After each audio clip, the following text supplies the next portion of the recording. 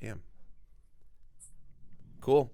Here we are, back in the Turkey 101 podcast studio, episode 2 here. Kelly, thanks for being here. Thanks for educating us, teaching us. Lena, Mike, thanks for making it happen, getting some coffee, and Sarah, thanks for coming on to be a guest host. No problem.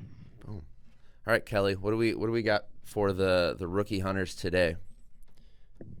First of all, you haven't commented on my hat yet, so I'm real disappointed because I put one back on today.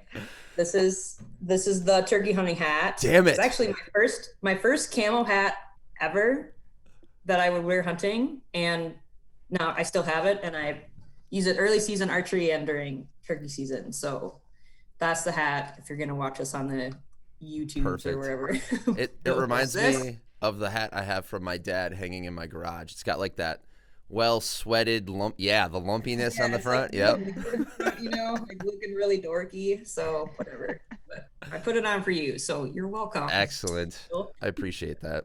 I have a stack of hats here I need to send you. I've just been like hoarding hats to send to Kelly. I'm borrowing a hat for the BHA Pint Night tomorrow night so that I can look real legit as a BHA person. But man, we're already down the rabbit hole. So I am so pumped about this episode because I get to chat it up and banter back and forth with one of my very good friends, somebody that I was able to work with when I worked for Wisconsin DNR. I guess that's sort of how we officially met, although I knew who the legendary Sara Kehrli was before that. And Sarah, I'll let you introduce yourself a little bit, but I'm going to gush about you just for a minute. Please don't. Sarah's the Wisconsin DNR Wildlife Biologist for Columbia County. Sarah, how long have you been there? Since 2007, so 14 years. Yes, Sarah's been around the block and is one of the best biologists in the Bureau, in my humble opinion, and she knows it. Sarah is an adult onset, if we want to use that term, hunter to some extent, right? I mean, you were around hunters. Oh, definitely. No, I wasn't really around hunters growing up either. Much. Okay. Mm-hmm. And including becoming an adult onset turkey hunter. And we can talk a little bit more about how you got into turkey hunting, because I'm not sure if I've heard that part of the story. But Sarah also is pretty involved with the National Wildlife Turkey Federation and has done mentored hunts with that organization and manages a lot of turkey habitat on public lands in Columbia County. And because of her efforts has been honored by National Wildlife Turkey Federation as Biologist of the Year in the past. So you've got a great guest here this morning to be asking questions of, and just to listen to her and Kelly go back and forth as we usually do. So Sarah, good morning. Good morning. And yeah, why don't you tell us a little bit about how you got into turkey hunting to start? Sure. So turkey hunting is actually the first hunting I got into. What Kelly didn't tell you is when I got hired by the DNR, I was actually a CWD biologist and had to go shoot deer as part of my job. And I had never hunted or done anything like that prior to that. So I wasn't sure how I would respond. Turns out I really liked hunting. So I worked obviously with a bunch of other hunters. So one of them was very involved with the National Wild Turkey Federation, and he took me out during their Learn to Hunt as my mentor. So that's how I got into turkey hunting, was actually going through a Learn to Hunt, kind of like what you guys are doing, a modified version of that. But yeah, and it turned out to be a real successful weekend. I was able to harvest a turkey that weekend, and then I bought an over-the-counter tag that year and also harvested a turkey during the 5th period that year. And I thought, this isn't that hard. What is everybody going on about? And then I think it was years and probably 10 tags after that before I shot another turkey. So yeah, that's how turkey hunting goes. Sarah and I go back and forth all spring. It's already started. Turkey texts are already flying between thinking about how frustrating we're gonna be. It's a love-hate relationship. A love-hate relationship with turkeys. I've been fortunate enough to hunt turkeys with Sarah. We've hunted turkeys a few times together. And then I was just thinking this morning, Sarah, about last year I can't remember if did we actually talk on the phone, or were we just texting before you got your bird last year? But I remember you talking to me about, what should I do? Should I do A or B? And us going back and forth about it. I think we were talking about it on the phone. And then I don't remember. But I get this text from Sarah like 10 minutes later, and she's like, I guessed right. And there's a bird on the ground. My favorite memories from Sarah. So Sarah's got some birds under her belt, and yeah, I just really enjoy hunting with you. So Lena, Mike, feel free to just like jump in with questions, because Sarah and I will just, talk your ears off about stuff if you let us. So Sarah's a skilled pro at doing the intro to turkey biology part of our typical learn to hunt experience with the department or with NWTF. So you don't see her PowerPoint, but I do. So I'm going to just sort of guide us through some of the typical stuff that Sarah would be talking about in that portion of the learn to hunt. And we talked a little bit, Sarah, last week already about just in general how turkeys were reintroduced to Wisconsin and their former range in Wisconsin and where they're at now, but didn't get too much into their biology besides Kelly throwing around some terms that maybe the new hunters don't necessarily understand. But let's just dive into some basic turkey 101 in Wisconsin. I know you said that you have your vocalization stuff right away at the beginning, or like, well, maybe you don't. I was trying to look for your audio clips. I'm like, is this come at the beginning of your presentation or not? But yeah, let's talk basic turkey biology, basic turkey identification. How big are these freaking weird birds? Sure. Yeah. Turkeys, I usually talk a little bit about, they're a poultry species, right? So they're a lot like the other grouse that we have in Wisconsin. They're like the largest of our grouse species. And some of these male turkeys can get very large. I think the biggest that's ever been weighed in Wisconsin is somewhere around like 32 or 33 pounds, something like that. Real big birds. The hens obviously don't get as large. They're a promiscuous species, right? So their strategy is that the toms are trying to mate with as many of the hens as they can, just like deer, similar like that. So in doing that, the toms are running all over the place. They're not like ducks or the waterfowl that mate what they say for life, right? So the hens have the job of taking care of the young ones with turkeys. So for most species like that, the strategy for the hens is to blend in with their habitat around them. So they're obviously not as brightly colored. They're kind of drab, and they're just trying to blend in, where your males are the big, flashy, colorful, trying to attract attention of the birds. So if you have the opportunity and get real close to a tom or happen to shoot one, I encourage you to really check out their feathers. They're just beautiful. They're like this iridescent. They can range all over the place in color, from bronze to green to like purplish almost. Like they're just very beautiful close up. From a distance, the toms are going to look more black than the females. They're more of a brown, buffy brown color. And the toms are about twice as big as the hens are. You also have your wattles and your snoods on turkeys. I want the listeners to imagine these things. Yes. Sarah says these words. Yeah. So let's see, what else do you want to talk about for physical appearance? The other thing, the difference is for toms too, the male birds will have spurs on their legs, which are just these like protrusions that they use for fighting and for mating. Sorry if you can hear my emails going off here, but and then the females don't have spurs. The males also have a modified section of feathers called a beard, which are these bristly weird looking feathers that really don't have any function other than apparently turkeys think they look great. So females can have beards. That's estimated about 10% of the female population will have beards on them.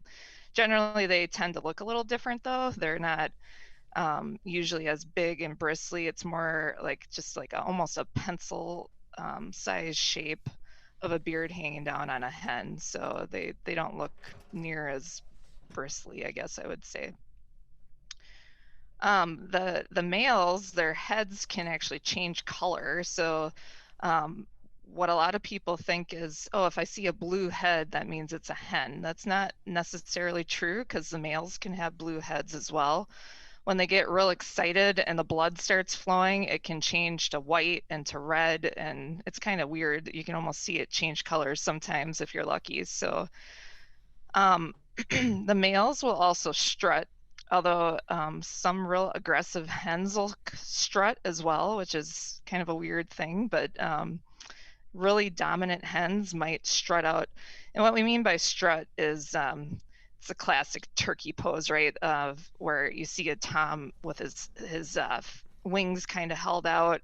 He puffs his body all up, and then their tail fan shows in like a rounded half circle of the tail fan sticking out. So that's a very that's a mating behavior. It's to show off for the females, right? And so it's kind of fun if you ever go walk around in the snow and you watch these turkey tracks, and then all of a sudden you might see some lines on either side of the footprints, and it looks like the footprints are spinning in circles. That's a tom that was strutting, and they drag their wings and stuff. So yeah, I guess that's the physical attributes of a turkey, right? So I will talk just a little bit. I'll just go on and on and on unless you guys stop me. But the toms with their spurs on their legs, they actually grow kind of like a tree, right? So it grows longer every year. So you can kind of age a male turkey by how long their spurs are. So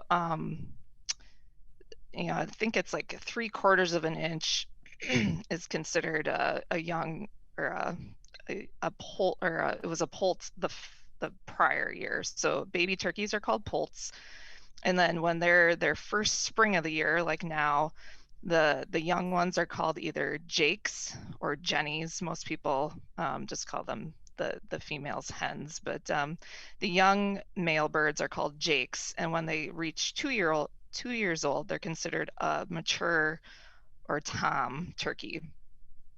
The other difference between the jakes is if you ever do see them with their tail fan extended, they're actually growing in their adult feathers right about this time. So you'll notice their middle, usually it's the middle 4 feathers are sticking up, and they're taller and longer than the rest of the feathers in the tail fan. And as the spring progresses, they add more of those longer adult tail feathers. So late in the season, it might almost look like a adult tail fan. The reason I mention this is because if you shoot a turkey, you do have to register it as either an adult or a juvenile bird. So you do have to know how to tell the difference between the two of them.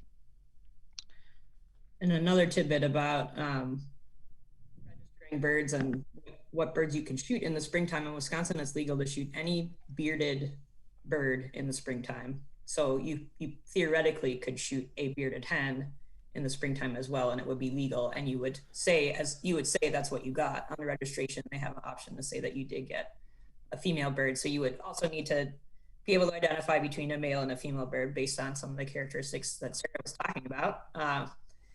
Sarah, let's talk a little bit about just general behavior of turkeys. So turkeys spend a ton of time on the ground compared to many other birds that people will imagine in their minds. They can run very, very fast, and which can be frustrating as a hunter, how much ground they can pick up on you in a short amount of time. And they spend sometimes in trees at night. They'll sleep up in the trees at night. Sometimes hop up in a tree during the day and take a nice little snooze.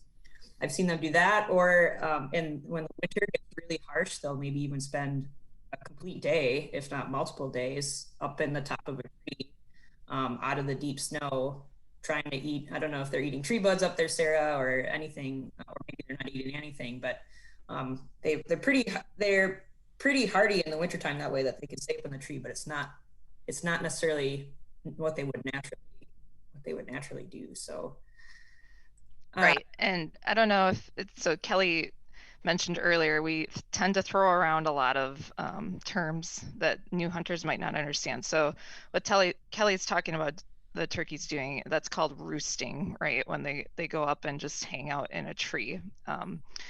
As Kelly mentioned, they actually are ground nesting birds, so they don't nest in trees, but they do utilize trees quite a bit. So with turkeys, their habitat requirements, they're considered more of a generalist species. They don't, like pheasants, they don't need to have grasslands as part of their life strategy, right? But they'll utilize grasslands definitely.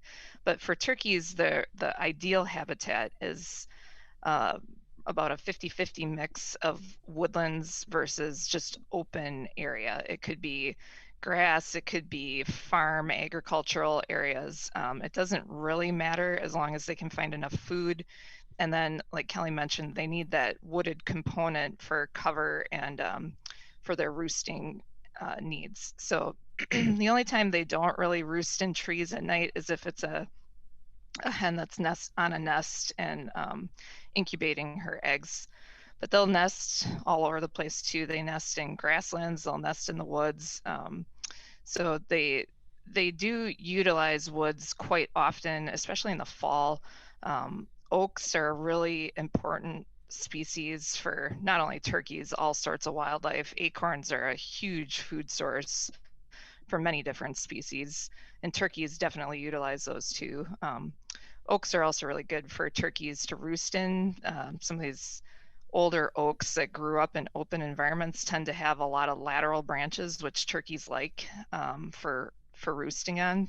So if those are kind of good areas to look around. If you have an area that's got a lot of open grown oak, and that's a great spot for turkeys to roost. So if you go kicking around in there, I wish I could show you. I have a slide that shows turkey droppings that I usually show people at our Learn to Hunt. But if you walk around under a big oak tree and you find a bunch of bird poop on the ground that's fairly large, that's a good indicator that that's a spot where turkeys roost a lot, and that's a good spot to try to go target for hunting if you get into this. So. I did want to point out too, just a general biology thing. Turkeys are an incredibly social bird, and they have excellent eyesight. It's amazing. Their brains are only about the size of a walnut, and most of their brain is wired to take in sensory information from what they see. Like most birds, they don't really have a sense of smell, so you don't have to worry about them like being upwind or downwind of turkeys. But if you move, they will instantly see that. So that's turkey hunting. It's very important to not be making quick movements and fidgeting and moving all over the place all the time. Another thing, they because they're so social, they have a lot of different vocalizations that they use, and they almost talk constantly to each other, and so I think Kelly and I are going to talk about a little bit of the different vocalizations today as well, but the biggest thing I can comment on is when you're out there, you kind of have to try to act like a turkey. So that means you want to know what these different vocalizations mean, so you're not, saying the wrong thing to turkeys, right, while you're out there. But I think a real common, so the most common call that most turkey hunters will do is called the yelp. That's like a locator call for turkey language. So they'll yelp to kind of locate where other turkeys are. And I think probably the most common mistake a lot of turkey hunters make is they call too much, or they'll yelp and yelp and yelp when it wouldn't really be realistic for a real turkey to be doing that. So yeah, Kelly, do you have your calls? Can you demonstrate what the yelp sounds like? I do, but I think Lena's hoping to jump in with a question. Oh, okay. I'm good. Keep going. Yeah. I thought you were raising your hand so politely, and I was like, oh, yeah. Of course, Sarah's going to put me on the spot, and I'm not a champion caller, but and if we do some more hunting logistics, we can talk more about these items too. But I've got a bunch of turkey calls sitting here this morning that I use. There's just like any other hunting activity, you know, gear is overwhelming, and there's a ton of it, and a ton of cost range and things like that. But in the turkey woods, depending on how fancy you want to get to, there's, I mean, I like to carry a variety of different kinds of calls. So everything from a mouth call, this little, what they call a diaphragm call, which is something that I'll actually put in my mouth. It has reeds of latex on it that I blow air across to mimic turkey sounds.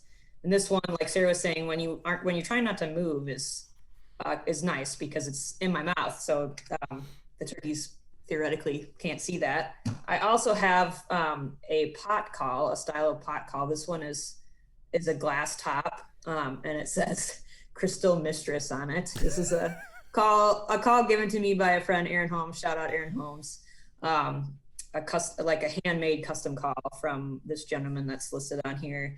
And you play this call with what we call a striker, so some kind of peg. This one, there's all different kinds of wood materials that people would make these out of, and then you move that striker across the surface of the call, of the pot to make sound. And then the other call I have is Sarah's favorite. This is actually a gift from Sarah to me. Her favorite box call, the Hurricane. And it's the magic box. It's the magic box call, and I don't know anything about acoustics, physics, whatever. I don't know how this works. I don't know how anybody came up with something like this to work. But just another way. Box calls are pretty user friendly. You as the more turkey hunters you talk to, the more they're partial to certain calls. I think certain construction of calls. To me, the most flexible call that I can make the most sounds with is a mouth call, but it's by far the hardest to learn and operate. I mean, I've been running a mouth call, meaning I've been trying to use a mouth call as a turkey hunter, I don't know, probably over 10 years. And I practice all the time with it because there's so much better I can do. So Yelps is what Sarah wanted me to do. Mm-hmm. I'll add, there's one more way you can call, and that's just with your own mouth. A lot of people get fairly decent at least Yelp, the purr call, and a putt. Kelly and I have a shared friend, Meg, who's an amazing turkey caller without having any calls on her. In fact, she's very good at doing the gobble as well. So yeah, if you get really good at it, that's obviously the best way of doing it, right? Then you don't have to carry anything with you and very little movement on your part. Yeah, and there's other ones too. I mean, there's other kinds of calls. There's a trumpet call. There's a wing bone call, which is actually made from the wing bone of a turkey, where you piece some of those wing bones together and blow air through. I think you actually suck air, right? Like that's it. You suck air through it to make the noise. I don't have one, but yeah, it's all. It can seem very overwhelming, but I'd say pick up one that you think you want to try and make terrible noises on it and practice. And some of them I find are easier, like so there's a call we'll get into in a minute called the purr. I have the hardest time in the world trying to do that on my box call, so then I'll get out my pot or slate call and I can do it much better on that call. Yeah, I can't purr on a box call, so this would be a Yelp.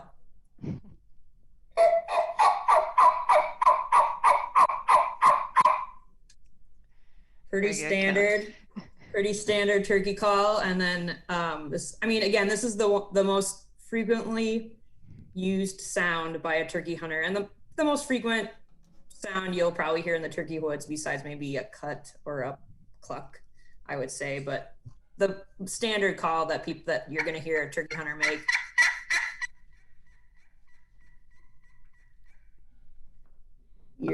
would be your yelp, and they're pretty easy to do on all of these calls. You can hear how they sound different from each type of call that I used. And I mean, turkeys definitely identify individuals. They are, like Sarah said, very vocal. And so sometimes you might call on one of these calls and a tom is not, quote, interested. He's like, whatever, I'm not going to gobble back at that. That doesn't sound like any of the ladies I know. And then you give him a call on something else, which is sort of why I carry multiple, because some days he might be really interested in a different sound and think that sounds more like a lady he knows. And even the hens will sometimes respond to one call over the other.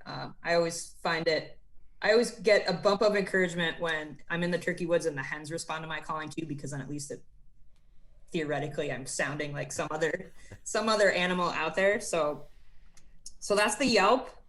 You wanted me to do purrs? Sure. So I'll explain a little bit more about purrs. So the purr call is something, they make this sound a lot while they're feeding.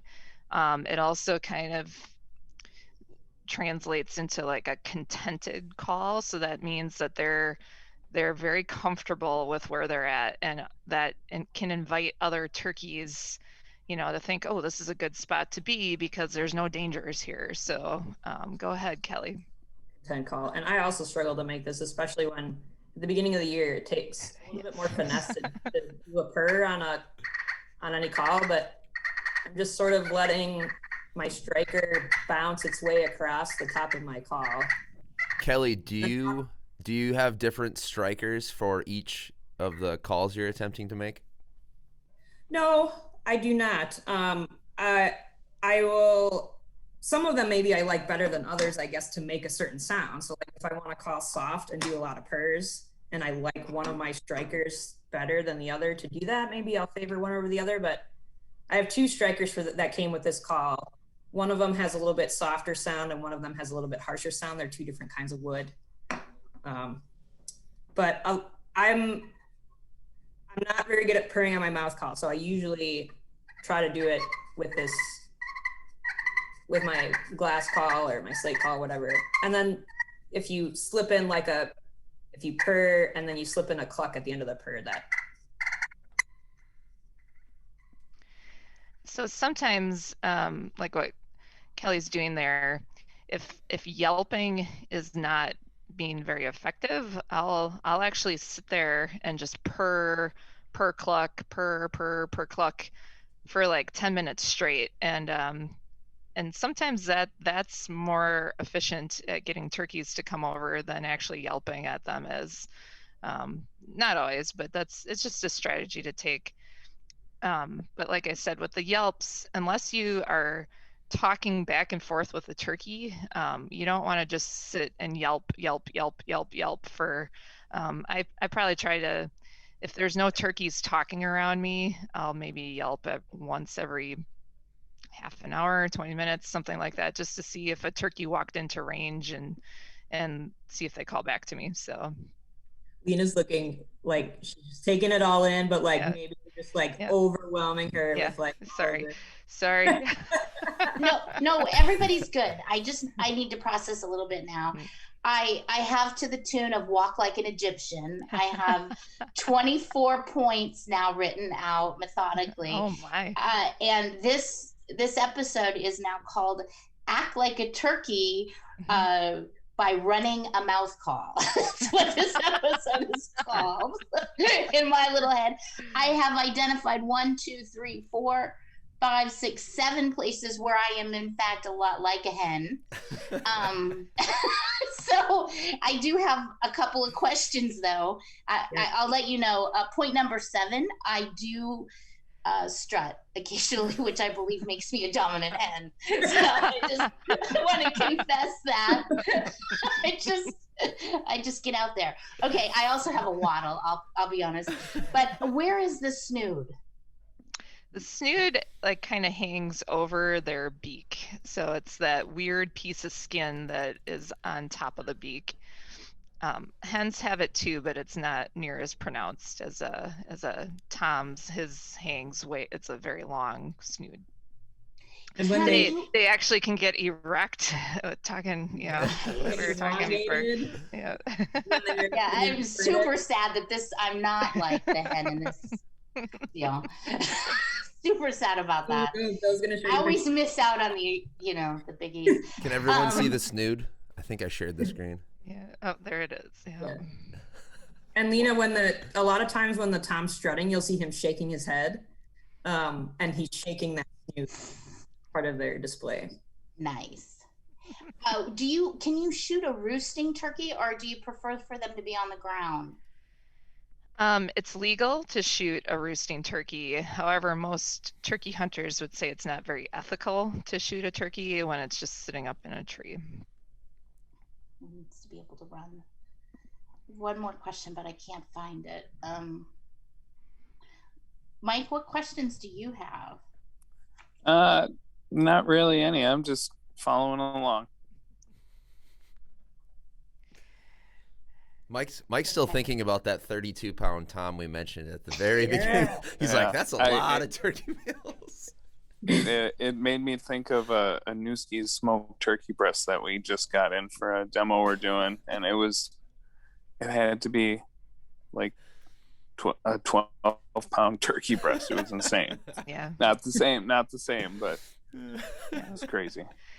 The biggest turkey I've ever shot actually was that one that I shot my first year of hunting during the 5th period. It was a 28-pound Tom, which that bird, after breeding all spring, I can't imagine what he would have weighed during the 1st period. He probably would have been right around 31 pounds. So he was huge. And same thing, breast meat off of that one. We were eating turkey for weeks. I couldn't get through that thing. We made turkey, like chicken fingers out of it, and that made a lot. It was like Sarah alluded to early in the season, like right before the breeding season starts, is probably when Toms are going to be at their heaviest for the spring, and then they spend so much energy strutting, gobbling, looking for females, and maybe not eating as much that they tend to lose weight as we go through the season. And probably the average size of a Tom, an adult Tom that people are going to harvest in Wisconsin is, I don't know, maybe a little bit over 20, right, Sarah? I mean, if you get a 20-pound bird, that's like, oh, that's a pretty good sized bird, and you'll even get smaller than that if they're pretty runny. Mm-hmm. Yeah. Yep. Can I ask a question about are there restrictions on hunting? Like, do you prefer to hunt Toms to hens? Can I just say, as a feminist, I'm having a real problem that the guy gets a name and she just gets a category, a hen. Henrietta. So we're gonna go with Tom and Henrietta. Do you prefer? Is there guidelines here? Should you hunt Toms over Henriettas? So the reason that we don't usually hunt hens in the spring is because they're the nesting birds, right? So to get your population continuing and to stay stable, you want to allow them to raise the next generation. However, we have a fairly sizable turkey population, and so and because there's so few of the hens that have beards, that's why they're allowed to be hunted. It's pretty much a personal preference. I had the opportunity last year. I saw a bearded hen. It was late in the season, and she was all alone, and I could tell she was probably a nesting hen that was up off of her nest, just looking around to feed for a little bit. So, I didn't have it in me to harvest her and, not just have her nest fail. So, but it's a personal preference. Thank you. Yeah. Mm-hmm. Here's some more nerdy turkey biology from stuff that I learned from, I can't remember what his name is, the turkey doctor, the researcher in the Southeast who's famous for researching turkeys, but he's been doing more research on what is there a we always assume in the wildlife world that when we harvest males, there's no population impact because you're saving the females and there's enough males to go around to still breed those females. And he's been talking a lot about how that in the turkey world that is not entirely true because of their social structure, sort of like Sarah and I have talked about this with other critters like wolves. the turkeys have a pretty specific social structure, and we disrupt that in the springtime when we harvest certain males out of the flock.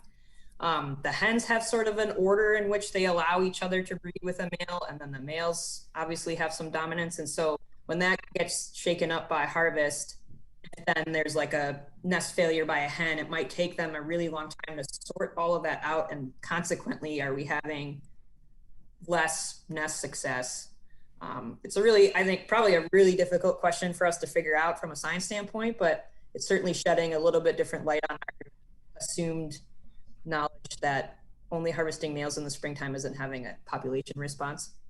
So another nerdy, tricky biology thing. But Lena, you can harvest hens in the fall. If you have turkeys in the fall in Wisconsin, you can harvest either hens or Henriettas or toms, any bird. But we have very limited fall turkey harvest to begin with, and of that fall turkey harvest, very limited Henrietta harvest. I will say though, not that the toms can't be delicious, but a smaller bird is really tasty. So if you ever have the opportunity to consume a smaller bird, like a fall harvested bird, Lena, they taste really good. the turkey you had was a fall bird. That was a fall Henrietta. Fall Henrietta, nice. That's great. I'll try to find a picture of that and post it. They're just a little bit more tender, just like any other animal that you have, where the younger animals are generally a little bit easier to prepare. Chef Mike, probably can tell us all about that. And the older animals are a little bit tougher, need a little bit more care and patience to make them taste nice. Where does this lead? So go ahead, Kelly. I was just gonna maybe pivot us into habitat stuff a little bit with the time we have left, but I'm not done with calls quick. We got one more call that I wanted to talk about. So we were kind of talking about these dominant birds, right? So I did want to point out there's one more call that I like to utilize quite a bit when I'm at least spring turkey hunting, and that would be the cut. So this one, I said you don't want to yelp too much unless you're talking with another bird, right, where they're interacting back and forth with you. And if you're lucky enough to get what I call the boss hen to get in an argument with you, it can be very exciting and can make a lot of magic happen in a very quick time period. So what we're talking about is, so if I'm like a hen walking through the woods or sitting, whatever, they can hear me talking to them. There's a dominant hen usually in any given area, and she doesn't like it when she has other people or other turkey hens coming into her area, right? So you might hear when you yelp, another turkey yelp back at you in a somewhat aggressive manner. That she might cut you off, like yelp on top of your yelping.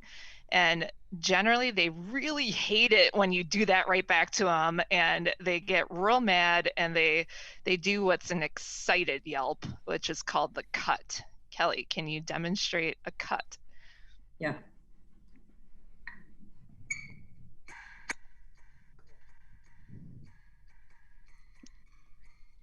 I can't hear that at all. It's not coming across. Try it on your box call. Point it at the mic. I don't even know where the mic is on this.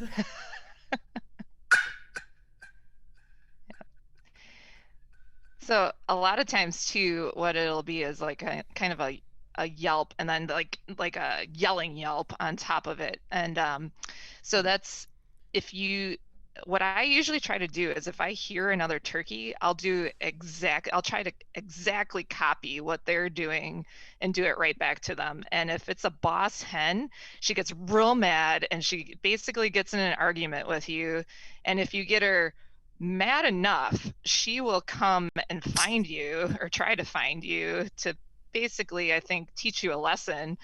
But a lot of times she will have a whole string of other birds with her, many times toms and jakes and whatnot. So if you can get her to move that whole group of turkeys over to you, it can be real beneficial to you, and you might have a shot at a turkey. So I think that's the last call we really need to talk about. There's more, but due to lack of time, we can talk about more habitat type stuff.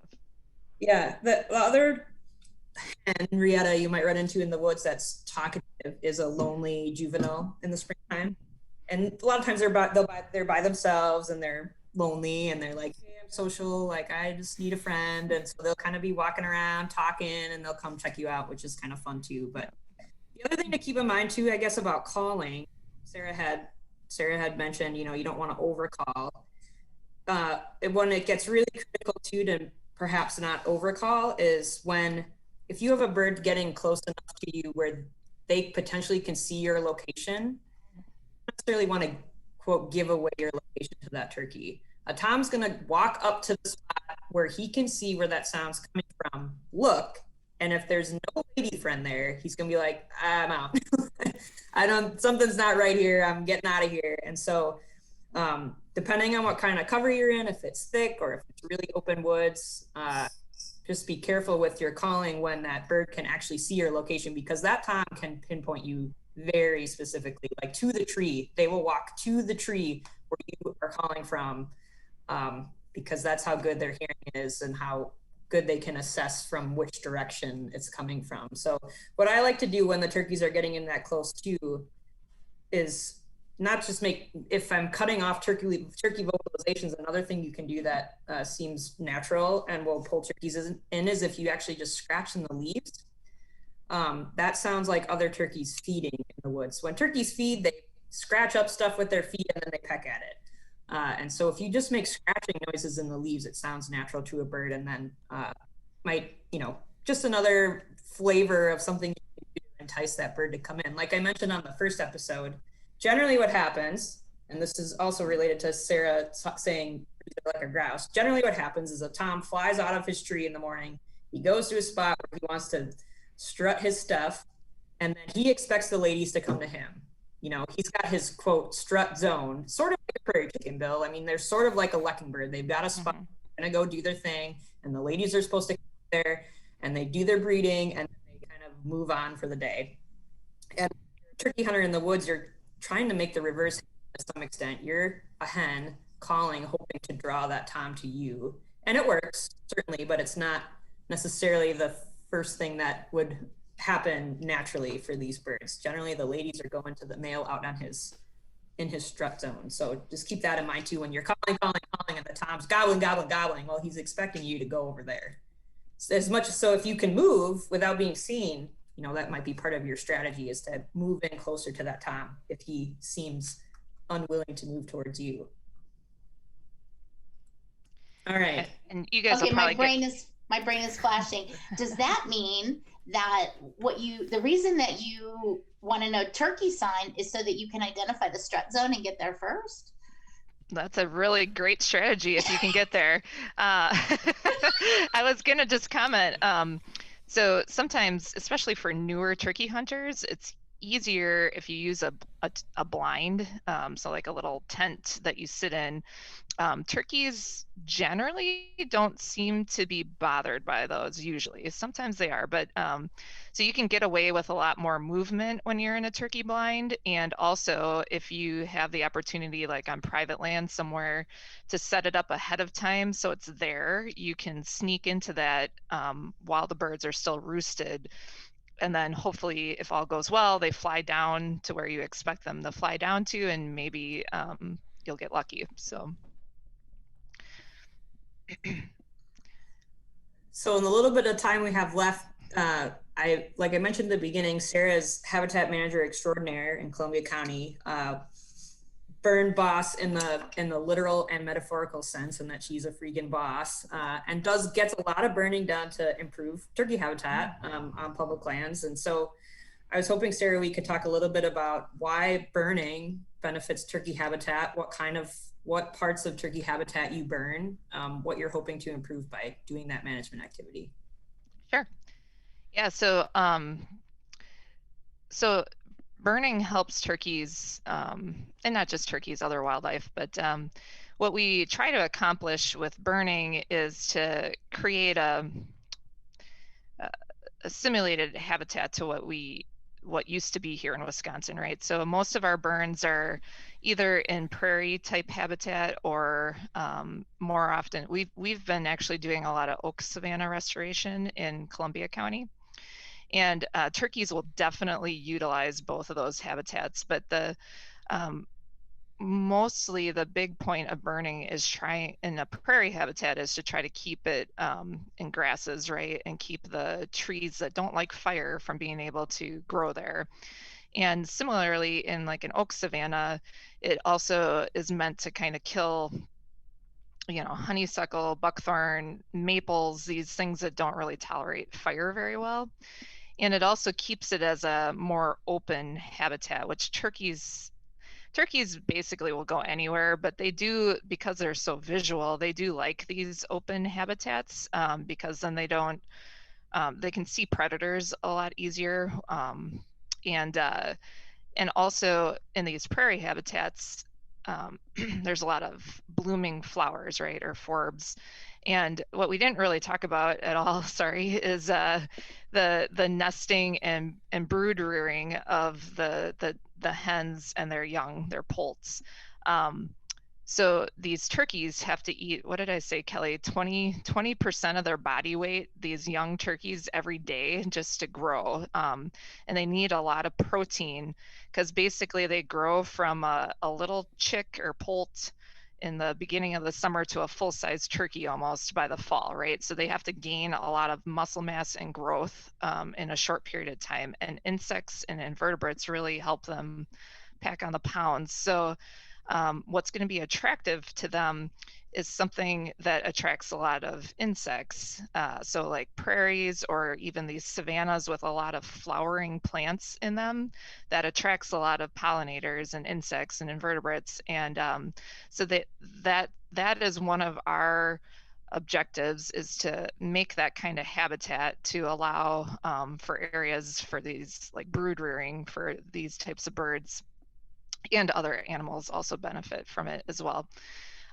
Another benefit of burning, especially in the spring, is if you find a spot that we just went and burned like a couple days prior, a lot of these invertebrates get cooked, or they're very easy to see because there's no duff layer, right? It's just like a almost bare dirt with a little bit of black ash over it, and the turkeys love that. They come in there and they peck through there and they're eating in there a lot. And so I've actually had a lot of success hunting turkeys in surrounded by black all around me. So that's another benefit of burning and turkey hunting.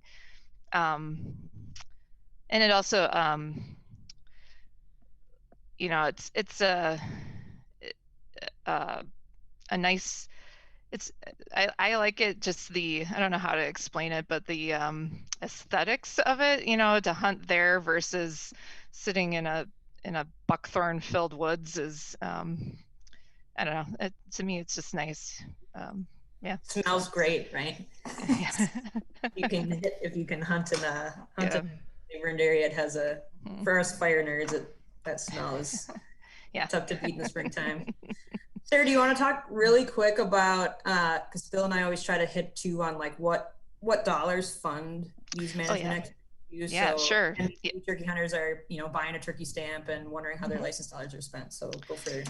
Yeah, yep, that's a good point. I wanted to bring that up too. So so when you go turkey hunting, you have to buy a turkey stamp, as Kelly just said, and that money goes into a special pot of funding that I think it's something like 80% of that funding goes back towards habitat management, specifically in the name of managing habitat for turkeys, but it also, like I've mentioned, benefits a lot of other species as well. And then there's also other organizations. I think it's real important for hunters and non-hunters alike if you value this habitat or having these animals out there, it's important to put your money where it's going to get used, right? So like the National Wild Turkey Federation, for example, the chapters have fundraisers, and it goes into this, what we call super fund pot of money. And then that money also goes back to habitat management. And what we've been successful doing is utilizing We can kind of mix and match the state turkey stamp funds with the National Wild Turkey Federation Super Fund to get even more work done, and it's a partnership that really helps benefit turkeys. So I try to encourage anyone that likes turkeys to think about, maybe a membership with the Turkey Federation or any of these other organizations that do a lot of habitat work. I think a lot of non-hunters and maybe even hunters themselves don't realize that it's a lot of the hunting dollars that actually do a lot of our habitat work out on the landscape.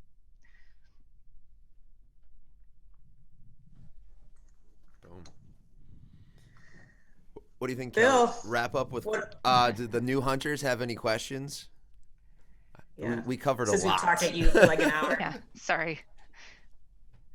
No, it's good to know that I've been donating to deer habitat management for the last few years, though, and not receiving anything harvesting. Absolutely. I do want to mention that the success rate for turkey tags is 25% or lower. So don't feel like, like you can't shoot a turkey. It's most often that people they're not successful when they go out there. So it's for having as small a brain as they do, they are incredibly hard birds to hunt. So Well, I just want to say that I'm feeling grateful today. I've been doing some reading, but I don't know why, Sarah, you just must have a gift in this space, but talking about it was so much better for my brain, and being able to write my own notes. So I learned a lot today. And I have to say, I love where we're ending, because after our last conversation, I'm not only new to turkey, I'm new to guns and the whole deal. I don't know. So, but this 25% is actually really encouraging to me, because I actually felt I was, after the last session, I was almost going to say to Bill, I'm going to learn everything. I'm just not bringing a gun. so this 25% takes some pressure off, right? Because it's hard for me to master so many things all at once. I also want to say that, that I'm just super excited by how much I have in common with Henrietta, and that feels super good. Lena, it took me years to get a turkey, maybe a decade. Hunting from being a kid to when I harvested my first bird, probably not quite a decade, but it felt like a decade. So yeah, it kind of, Sarah and I always talk about it goes in streaks. Some years you're just like, bam, in the birds all the time, and then there will be years where it is grind. And Sarah's been with me through thick and thin through the past couple of years, and has seen my obsession turn into something probably unhealthy. So I tried talking her out of buying as many tags as she did this year, and it was ineffective. So not effective. So someone said she'll just hear me complain about it also. Yeah, this has been super fun. Good. I think we've got a really Kelly, we've got a really good hashtag there for when you're having a really good day. Hashtag in the birds all the time. That's your day. Yeah, it is a good day when you get in the birds. All right, Bill. Bam. I think we crushed it. Well done. Well done, team. Kelly, thanks for leading us. Sarah, thanks for educating us today. Thanks for having me. Bam. Sweet. All right. Well, if I don't talk to you guys